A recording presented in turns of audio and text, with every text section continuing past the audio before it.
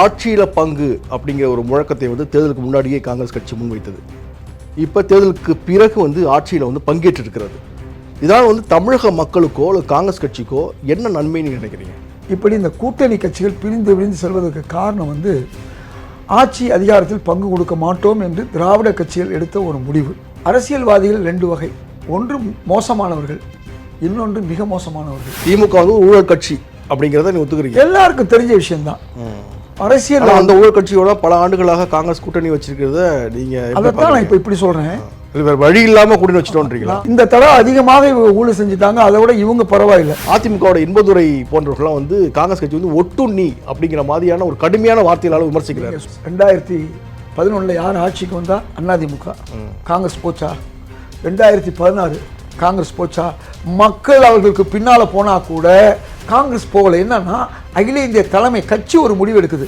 இரண்டு அமைச்சர்களை பெற்று என்ன பெரிய அளவில் நீங்க வந்து மாற்றத்தை உண்டு பண்ணிட்டீங்கன்னு கேட்குறேன். நான் அரசியலில் எல்லாரும் இருக்கிறது துறவரத்துக்கு அல்ல, ஆட்சி அதிகாரத்துக்கு வரணும், மக்களுக்கு நல்லது செய்யணும், கட்சியை வளர்க்கணும். இப்போ நீங்கள் காங்கிரஸ் கட்சி 5 இடங்கள் இல்லை அப்படின்னாக்கா தாவேக அரசு இருக்காது. அப்படி வந்து ஒரு மியூச்சுவலாக போகக்கூடிய இந்த விஷயத்தில் இருக்கக்கூடிய ஒரு நிலைமையையும் கடந்த காலம் வந்து தனிப்பெரும்பான்மையுடன் கூடிய ஒரு அரசை எப்படி நீங்கள் ஒப்பிட்டு பேச முடியும்? தமிழ்நாடு காங்கிரஸ் கமிட்டி மாநில துணைத் தலைவர் இதாயத்துல்லா பங்கு பெறும். கேள்வி களம். வணக்கம் நேயர்களே, இன்றைய கேள்விக்களம் நிகழ்ச்சியில் கலந்து கொண்டு பல்வேறு தகவல்களை வழங்குவதற்காக தமிழ்நாடு காங்கிரஸ் கமிட்டியின் மாநில துணைத் தலைவர் திரு இதாயத்துல்லா அவர்கள் நம்மோடு இருக்கிறார்கள். வணக்கம் சார். வாழ்த்துக்கள் சார். இப்போது ஆட்சியில் பங்கு அப்படிங்கிற ஒரு முழக்கத்தை வந்து தேர்தலுக்கு முன்னாடியே காங்கிரஸ் கட்சி முன்வைத்தது. இப்போ தேர்தலுக்கு பிறகு வந்து ஆட்சியில் வந்து பங்கேற்றிருக்கிறது. இதனால் வந்து தமிழக மக்களுக்கோ அல்லது காங்கிரஸ் கட்சிக்கோ என்ன நன்மைன்னு நினைக்கிறீங்க? மிக முக்கியமாக சொல்லணும்னு சொன்னால், கேரளாவை பொறுத்தவரை எல்டிஎஃப் கூட்டணி, யூடிஎஃப் கூட்டணி, ஒன்று காங்கிரஸ் தலைமை, இன்னொன்று கம்யூனிஸ்ட் தலைமை. அந்த கூட்டணி தொடர்ந்து ஒரே கூட்டணியாக வருவதற்கு காரணம் என்னென்னா, கூட்டணி கட்சிகளுக்கு அதிகாரத்தில் பங்கு கொடுக்குறாங்க, ஆட்சியில் பங்கு கொடுக்குறாங்க. அதனால் அந்த கூட்டணிகள் தொடர்கிறது. தமிழ்நாட்டில் அந்த மாதிரி ஆட்சி அதிகாரத்தில் பங்கு இல்லாதனால அதிமுகவில் இருக்க கூட்டணி கட்சிகள் அடுத்து திமுகவுக்கு போவதும் அல்லது பாஜகவுக்கு போவதும், இப்படி இந்த கூட்டணி கட்சிகள் பிரிந்து செல்வதற்கு காரணம் வந்து ஆட்சி அதிகாரத்தில் பங்கு கொடுக்க மாட்டோம் என்று திராவிட கட்சிகள் எடுத்த ஒரு முடிவு. அதன் விளைவு திராவிட கட்சிகள் வந்து தொடர்ந்து வந்து ஊழல் செய்கிற வாய்ப்பு அவங்களுக்கு இருக்குது. இன்னொரு கட்சி இருந்தால் என்ன ஆகும்னா, அதுக்கு ஒரு பிரேக் போடுற ஒரு நிலைமை வரும். கடந்த 50 ஆண்டுகளுக்கு மேலாக தமிழகத்தில் ஊழல் கொள்ளை இருக்குது. இப்போ ஏன் காங்கிரஸ் கட்சி, கம்யூனிஸ்ட் கட்சிகள் இவைகளெல்லாம் நேர்மையான கட்சிகள் என்று பெயர் எடுத்தாலும் வேறு வழி இல்லாமல் ஏன் 2 ஊழல் கட்சிகளோடு சேர்றதுக்கு காரணம் என்ன செய்வாங்க? ஏதாவது ஒரு கட்சியோடு சேரணும். அப்போ அதில் யார் மோசமான கட்சி, இன்னும் எது மிக மோசமான கட்சின்னு பார்த்துட்டு வேற வழி இல்லாமல் மோசமான கட்சியில் சேரணும். திமுக வந்து ஊழல் கட்சி அப்படிங்கிறத நீ ஒத்துக்கிறீங்க? எல்லாருக்கும் தெரிஞ்ச விஷயம்தான். அரசியல் அந்த ஊழல் கட்சியோட பல ஆண்டுகளாக காங்கிரஸ் கூட்டணி வச்சிருக்கிறத நீங்க அதைத்தான் நான் இப்போ இப்படி சொல்றேன். வேற வழி இல்லாமல் கூட்டணி வச்சுட்டோன்றீங்களா? மக்கள் என்ன பண்ணுவாங்கன்னா, திமுகவுக்கு போடுவாங்க, அதிமுகவுக்கு போடுவாங்க. ஏன்னா அதே மக்கள் தான் இந்த தடவை அதிகமாக ஊழல் செஞ்சுட்டாங்க, அதை விட இவங்க பரவாயில்லை, அவங்க ஏற்கனவே ஊழல் செஞ்சுருப்பாங்க. அப்போ நண்பர் வலம்புரி ஜான் சொல்வார், அரசியல்வாதிகள் 2 வகை, அதிகமாக இருக்கவங்க 2 வகை, ஒன்று மோசமானவர்கள், இன்னொன்று மிக மோசமானவர்கள். இந்த 3வது வகைங்கிற 5% தான் பெருந்தலைவர் காமராஜரை பின்பற்றுவதோ அல்லது கம்யூனிஸ்ட் கட்சி தலைவர் ஜீவானந்தத்தை பின்பற்றுவது என்பது ஒரு 5 விழுக்காடு. இப்போ எங்களை போன்றவர்கள்லாம் நாங்கள் நீண்ட காலம் அரசியலில் இருக்கோம், எங்களுக்கு இந்த ஊழல் விஷயத்தில் நாங்கள் எதிராக இருப்போம். அப்போ கட்சிகள் ஏன் மக்கள் எடுக்கிற முடிவு மாதிரி கட்சிகள் என்ன செய்கிறாங்க, இருக்கிற கட்சியில் எது பெட்டர் கட்சி, எது தமிழக மக்களுக்கு ஆதரவாக இருக்கும், எது ஒன்றிய அரசுடைய தவறுகளுக்கு துணை போகும், இவையெல்லாம் பார்த்து, அதாவது வள்ளுவர் சொல்வார் இல்லையா, குணம் நாடி குற்றமும் நாடி அதில் மிகை நாடி மிக்க குழல். 2000 வருஷத்துக்கு முன்னே அவரே சொல்லிட்டார். 2 கட்சி இருந்தால் 2 கட்சியில் எந்த கட்சி தற்சமயம் வந்து குறைந்த அளவில் தவறு செய்து, இப்போ இதில் 3வதாக வந்து ஒரு கட்சி வரணும், அந்த கட்சி வந்தால் திரும்பவும் அது கூடயே சேர்த்துக்கணும் அப்படிங்கிறது என்ன நிலைப்பாடு? இப்போ நீங்கள் வந்து 2 திராவிட கட்சிகள் வந்து ஊழல் கட்சிகள்னு சொல்கிறீங்க, ரெண்டில் எது சரியோ அதை நாங்கள் ஆதரவு கொடுத்தோம் அப்படின்னு சொல்கிறீங்க. ஆனால் மூன்றாவதாக காங்கிரஸ் கட்சியை வந்து மக்கள் மத்தியில் முன்னிறுத்தி மக்களுடைய நம்பிக்கையை சம்பாதிக்கிறதுக்கு ஏன் முயற்சி பண்ணலை? ஒரு காலத்தில் ஆண்ட கட்சி தானே காங்கிரஸ். நல்ல நல்ல கேள்வி. மக்கள் மனப்போக்கு எப்படி இருக்குன்னு சொன்னால், காங்கிரஸ் கட்சி ஊழல் இல்லாத கட்சி எல்லாருக்கும் தெரியும். தமிழ்நாட்டில் பல்வேறு தொழிற்சாலைகள், பல்வேறு அணைக்கட்டுகள் இவையெல்லாம் கட்டிய கட்சி, கல்விக்கூடங்களை திறந்த கட்சி. காலப்போக்கில் மக்கள் என்ன பண்ணிட்டாங்கன்னா கவர்ச்சிங்கிற ஒரு நிலைக்கு வந்தாங்க. பேச்சு கவர்ச்சி, அப்புறம் நடிப்பு கவர்ச்சி. மக்கள் இதில் மூழ்க பிறகு காங்கிரஸையோ கம்யூனிஸ்டையோ விட்டுட்டாங்க. 1952 கம்யூனிஸ்டுகள் 63 இடங்கள் பெற்றார்கள் தமிழ்நாட்டில். நான் சொல்கிறது எவ்வளோ இடங்கள்? 63 இடங்கள்.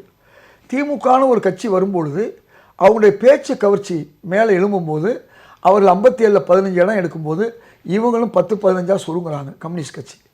67 அவங்க ஆட்சியை பிடிக்கும்போது, 62 வந்து கம்யூனிஸ்ட் 15வது குறைஞ்சிட்டு போகுது. 67 அவர்கள் ஆட்சியை பிடிக்கும்போது கம்யூனிஸ்ட் கட்சிகள் 5 இடம் 10 இடத்துக்கு வந்துட்டாங்க. காங்கிரஸ் மேலே வந்து ஒரு கடுமையான விமர்சனம் வருவதற்கு இதுவே காரணமாக இருக்கிறது. ஆட்சி அதிகாரத்தில் வந்து இருக்கணுங்கிற தீவிரம், எந்த கட்சி வந்து வலிமையாக இருக்கிறதோ அது கூட போய் வந்து சேர்ந்துக்கிறது அப்படிங்கிற மாதிரியான விமர்சனம் இருக்கிறது. அதிமுகவோட இன்பதுரை போன்றவர்கள்லாம் வந்து காங்கிரஸ் கட்சி வந்து ஒட்டுண்ணி அப்படிங்கிற மாதிரியான ஒரு கடுமையான வார்த்தைகளால் விமர்சிக்கிறாங்க. சொல்றது இதுதான் வழியை ஏற்படுத்தலையா? சொல்றது ஒரு பிழை. ஆட்சி அதிகாரத்தில் 2011 யார் ஆட்சிக்கு வந்தா? அதிமுக. காங்கிரஸ் போச்சா? 2016 காங்கிரஸ் போச்சா? மக்கள் அவர்களுக்கு பின்னால் போனால் கூட காங்கிரஸ் போகலை. என்னன்னா அகில இந்திய தலைமை கட்சி ஒரு முடிவு எடுக்குது. இந்த முறை தாவேகாவை பொறுத்தவரை மக்கள் அதற்கு ஆதரவு கொடுத்தாங்க. நம்முடைய அகில இந்திய தலைமை ஆதரவு கொடுத்துச்சு. திமுக ஒன்றும் வலிமையான கட்சியில் நாம் 2016 அவங்களோட சேரும்போது காங்கிரஸ் வலிமையான கட்சியெலாம் பார்க்காது. இருப்பவர்களை யார் நல்லவர்கள், யார் தமிழ் மண்ணினுடைய மக்களுடைய வளர்ச்சியை அழகு வைப்பார்கள் என்று தான் பார்ப்பாங்க. அதனால தான் இந்த ரெண்டு கட்சியோட ஒரு கட்சியில் தான் இருந்து ஆகணுங்கிற ஒரு நிலைமை. காங்கிரஸ் தனியாக நின்றுச்சு. 1977 நின்றுச்சு, 27 இடங்களை பெற்றுச்சு, 3வது இடத்துல இருந்துச்சு. 1989 காங்கிரஸ் கட்சி தனியாக நின்றுச்சு. அந்த நேரம் தான் நான் தனியாக நிற்கும் போது எனக்கு சீட்டும் கொடுத்தார்கள். நான் ஏடிஎம்கேவில் அதிக வாக்கு வாங்கினேன், ஆனால் வெற்றி வாய்ப்பை இழந்தேன். அப்போ மக்கள் தொடர்ந்து நம்ம முயற்சி எடுக்கும் போதெல்லாம் மக்கள் காங்கிரஸை புறக்கணிக்கிறார்கள். அப்போ நாம் என்ன செய்கிறோம்? எந்த கட்சி ஆட்சிக்கு வருதோ அந்த கட்சி, ஏன்னா மக்கள் சேவை செய்யணும். அரசியலுங்கிறது மக்கள் சேவைக்கு தான். ஆனால் புத்திசாலித்தனமாக அந்த கட்சிகள் நமக்கு என்ன செய்ய மறந்துட்டாங்கன்னா, நமக்கு ஆட்சி அதிகாரத்தில் பங்கு கொடுத்தாங்கன்னா நாம் நேர்மையை காமிச்சு அவங்களே நேர்மையை ஆக்கியிருக்க முடியும். இல்லை, இப்போ அதுதான் கேட்குறேன். இப்போ நீங்கள் வந்து 2 அமைச்சர்களை வந்து பெற்றிருக்கிறீங்க காங்கிரஸ் கட்சி. இந்த 2 அமைச்சர்களை பெற்று என்ன பெரிய அளவில் நீங்கள் வந்து மாற்றத்தை உண்டு பண்ணிட்டீங்கன்னு கேட்குறேன். அருமையான அமைச்சர்கள் பெரும்பாலும் என்ன செய்கிறாங்க? உங்களுடைய உயர்கல்வித்துறை அமைச்சராக இருந்தாலும் சுற்றுலாத்துறை அமைச்சராக இருந்தாலும் ஆளக்கூடிய முதலமைச்சரை புகழ்ந்து பேசுகிறார்கள் அப்படிங்கிறதா அது வெளியில் வந்து தெரியுது. என்ன பெருசாக இந்த உயர்கல்வித்துறையில் சாதனை படைச்சிட்டாங்க? கேள்வி. 2006 காங்கிரஸ் ஆதரவு இல்லாமல் திமுக ஆட்சியில் இருக்க முடியாது. ஆனால் நாம் ஆதரவு மட்டும்தான் கொடுத்தோம், அவங்க ஆட்சி நமக்கு கொடுக்கல. ஆனால் நாம் ஒன்றியத்தில் அவங்களுக்கு ஆட்சி அதிகாரம் கொடுத்தோம். இப்போ நீங்கள் சிந்திச்சு பாருங்கள், அவங்க கொடுக்கல. இப்போ 2 பேர் நீங்கள் அமைச்சராக இருக்காங்க, சரிதானா? 50-60 வருஷமாக காங்கிரஸ் ஆட்சியில் இல்லாதனால நாளுக்கு நாள் தேய்ந்து போச்சு, சரிதானா? அதனால் கொஞ்சம் வீழ்ச்சியை நம்ம சந்தித்தோம். இப்போ 2 அமைச்சர்கள் என்ன செய்கிறாங்க தெரியுமா? காங்கிரஸ் அலுவலகத்தில் வாரம் ஒரு நாள் சந்திக்கிறாங்க. கட்சிக்காரங்களாம் கூட்டமாக போய் அவங்கள்ட்ட போய் கொடுக்குறாங்க. தலைமைச் செயலகத்துக்கு காங்கிரஸ்காரர்கள் போவதே இல்லை. ஏன்னா அங்கே அவர் போய் பார்க்கறதுக்கு ஒரு அமைச்சர் இல்லை. தலைமைச் செயலகத்துக்கு போனால் தான் 4 பேருக்கு உதவி செய்ய முடியும். அப்போ அந்த உதவி செய்கிறதுக்குள்ள வாய்ப்பு தான் இந்த 2 அமைச்சர்கள். ஒருவர் 2 முக்கியமல்ல. இந்த 2 அமைச்சர்கள் தங்கள் துறைக்கு மட்டுமல்ல, வரக்கூடிய காங்கிரஸ் தலைவர்களோ தொண்டர்களோ பிரச்சனை எடுத்து சொன்னால் அவர்களுடைய பரிந்துரை இன்னொரு அமைச்சருக்கு போய் சேரும். இந்த அடிப்படையில் கட்சியை வளர்க்க முடியுங்கிற ஒரு நம்பிக்கை தான். நான் அரசியலில் எல்லாரும் இருக்கிறது துறவரத்துக்கு அல்ல, ஆட்சி அதிகாரத்துக்கு வரணும், மக்களுக்கு நல்லது செய்யணும், கட்சியை வளர்க்கணும். இல்லை, அது எந்த இடத்துல வந்து காங்கிரஸுக்கு வாய்ப்பு கொடுத்தால் வித்தியாசப்படுத்துகிறார்கள், காங்கிரஸுக்கு உண்மையிலேயே வந்து முழுசாக வாய்ப்பு கொடுத்தா மக்கள் சேவை செய்வாங்க, பெரிய அளவில் மாற்றம் கொண்டு வராங்க நம்பிக்கை எந்த இடத்துல வந்து வருது? ஏன்னா உயர்கல்வித்துறை அமைச்சர் வந்து ஒரு பள்ளியில் வந்து சினிமா பாடலுக்கு ஆடிய ஒரு காணொலி வந்து பெரிய அளவில் வந்து சர்ச்சையாச்சு. அப்போ இந்த மாதிரியான செயல்கள்லாம் இருக்கும்பொழுது மக்களுக்கு எப்படி நம்பிக்கை வரும்னு நினைக்கிறீங்க? ஏன் மாணவர்களுடைய அமைப்பு சார்ந்தது தான் கல்வித்துறை. மாணவர்களுடைய நிலைமைக்கு நீங்கள் போகிறீங்க. பொன்முடின்னு ஒரு அமைச்சர் இருந்தார் திமுகவில். இவராவது ஆடினார், அவர் ஆடினார் பாடினார். இவர் யாரோ பாடின பாட்டுக்கு தான் இது பண்ணார். இதை விட மோசமான நிலையில் அவர் ஆடினார். யார்? பொன்முடி. அதனால ஒரு மாணவர்களுடைய ஒப்பீடு வந்து காங்கிரஸ் கட்சி 49 வருஷமா வந்து ஆட்சி அதிகாரத்தில் இல்லை, ஒரு வாய்ப்பு கொடுக்கப்பட்டிருக்கிறது. அப்போது ஒரு மிக பெரிய அளவிலான ஒரு மாற்றத்தை நீங்க கொண்டு வந்ததால நம்பிக்கை ஏற்படும் நான் கேட்கிறேன். அவங்க செஞ்சாங்க அதனால இவங்க செய்யறாங்க அப்படிங்கிற ஒப்பீடு எப்படி சரியா? நாளைக்கு 24 மணி நேரம், 60 நாள், எத்தனையோ மணி நேரம், அதில் ஒரு அரை மணி நேரம் நடந்த விஷயத்தை தான் நம்ம பேசுகிறோம். இப்படித்தான் மக்களை வந்து நாம் மாற்றி வச்சுருக்கோம். நல்லது செய்கிறவங்களை பற்றிலாம் விடாமல் தவறுகளை மட்டுமே கண்ணால் காமிச்சிக்கிட்டு இருக்கோம். இன்றைக்கி ஒரு தகவல் சொல்கிறேன். ஒரு பெரிய தியாகி நேதாஜியுடைய படைக்கு வந்து கோடிக்கணக்கான ரூபாய் வாரி கொடுத்தவர். அந்த தியாகியுடைய பேரனுக்கு ஒரு வேலை வாய்ப்பு. நான் போகலை. இந்த விளக்கத்தை சொல்லி அவருடைய உதவியாளர் நம்முடைய மாண்புமிகு அமைச்சர் ராஜேஷ் அவருக்கு நான் அவரை சொல்லி அனுப்புகிறேன். உதவியாளர் சொன்னவொன்னே அவர் உள்ளே விடுறாரு. போன உடனே அந்த காரியம் நடக்குது. ஒரு தியாகியுடைய பேரன். நான் நேரடியாக போகாமலேயே மாண்புமிகு அமைச்சர் ராஜேஷ் உடனடியாக அந்த காரியத்தை செய்கிறார். இப்போ சொல்லுங்கள், இதை வந்து நான் வந்து ஒரு இன்னொரு திமுக அமைச்சர்கிட்ட போய் சொல்ல முடியுமா? கடந்த ஆட்சி காலத்தில் உங்களுக்கு ஒரு சில தகவல் சொல்லணும். நாம் கூட்டணியில் இருந்தோம். 7.5% எடப்பாடியார் வந்து நீட்டு வழக்கு கொடுத்தார் அரசு பள்ளி மாணவர்களுக்கு. ஒரு 2.5% கொடுக்காமல் விட்டுருச்சு. பாண்டிச்சேரி அரசு 10% கொடுத்துச்சு. நான் 5 வருஷமாக போராடினேன். திரு தங்கம் தென்னரசு, மா சுப்பிரமணியம் இப்படி போன்றவர்கள் போராடினேன். அதே மாதிரி 37 வயசு வரை தான் தமிழ்நாட்டில் குரூப் 1 எழுத முடியும் சமூக நீதியை சார்ந்த ஓபிசி மாணவர்கள். ஆனால் குஜராத்தில், ராஜஸ்தானில் 47 வயசு வரை எழுதலாம். நம்ம ஆட்சி நடக்கக்கூடிய தெலுங்கானா 49 வயசு எழுதலாம். இதை கடந்த 5 ஆண்டுகளாக திமுக அமைச்சரவைக்கு தொடர்ந்து சொல்லி பார்த்தேன். ஒவ்வொரு அமைச்சராக போய் பார்ப்பேன். ஆனால் நடக்கலை. காரணம் என்னென்னா, அவர் எதிர்க்கட்சி தலைவராக இருக்கும்போது மாண்புமிகு முதல்வராக இருந்த ஸ்டாலின் அவர்களை நான் தினந்தோறும் பார்க்க முடியும், நினைச்சா பார்க்க முடியும். கலைஞர் அவர்களை நான் நினைக்கும் போதெல்லாம் பார்க்க முடியும். ஆனால் 5 ஆண்டுகளாக அவரை பார்க்க முடியல, எடுத்து சொல்ல முடியல இந்த விஷயத்தை. ஒரு நிமிஷம். அப்போ அமைச்சர்களை போய் நான் பார்க்குறேன். ஒரு முக்கியமான விஷயம், சொத்து வரி 100% ஏற்றணும்னு முடிவெடுத்தாங்க. பரவாயில்ல, மக்கள் ஏற்றுக்கிட்டாங்க. ஆனால் 100ன்னு சொல்லிட்டு அதிகாரிகள் அந்த 200 ஆக்குறாங்க, 200 300 ஆக்குறாங்க. இதன் விளைவு கடந்த பாராளுமன்ற தேர்தலில் திமுக கூட்டணிக்கு ஒவ்வொரு தொகுதியிலையும், குறிப்பாக சென்னையில் 3 திமுகவும் 1 லட்சம் வாக்குகள் மேலே இழக்கிறாங்க. இதை எடுத்து சொன்னேன். அடுத்து 26 சட்டமன்ற தேர்தலில் ஒவ்வொரு தொகுதியிலும் உங்களுக்கு 20,000 வாக்கு போகும்னு எடுத்து சொல்கிறேன். இந்த சொத்து வரி என்பது வாடகைதாரர்கள் மட்டும், சொத்து வச்சிருக்க மட்டும் வாடகை. இதை எடுத்து சொன்னால் அவர் செய்யலை. நான் எடுத்து விளக்கமாக சொல்கிறேன். இதை முதல்வர்கிட்ட போய் சொல்ல முடியாத எனக்கு ஒரு சூழல். உங்கள் மூலம் நான் சொல்கிறேன். 4.25 வருஷமாக அவரை சந்திக்க முடியல. 4.25 வருஷம் கழித்து ஒரு வாக்கியங்களை தான் அவர் சந்தித்து பல விஷயங்களை பேச முடிஞ்சிச்சு. ஆமாம், அதுக்கு முன்னே அந்த ஆட்சியுடைய முடிவு வந்துருச்சு. இது எதுக்கு சொல்ல வரேன்னா, அந்த ஆட்சியில் நம்ம அதிகாரத்தில் இல்லாதனால நமக்கு இங்கே மரியாதை இல்லை. இன்றைக்கு தாவேகாவுடைய ஆட்சி வந்திருக்கு. நான் அனைத்து அமைச்சர்களையும் போய் பார்க்குறேன். எத்தனை பேருக்கு பிரச்சனையோ அதை எடுத்து சொல்கிறேன். என் கண்ணு முன்னாலேயே திரு செங்கோட்டையன் வருவாய்த்துறையை கூப்பிட்டு அந்த வேலையை செய்ய சொல்கிறார்.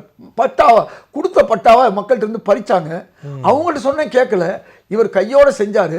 இப்போ என்ன ஆகி போச்சுன்னா, அந்த பட்டா அவங்க பேரில் மாறினாலும் பரவாயில்ல, கவர்மெண்ட் பட்டாங்கிறது பழைய கிராமணத்தை அவங்க பேர்லேயே போயிடுச்சு.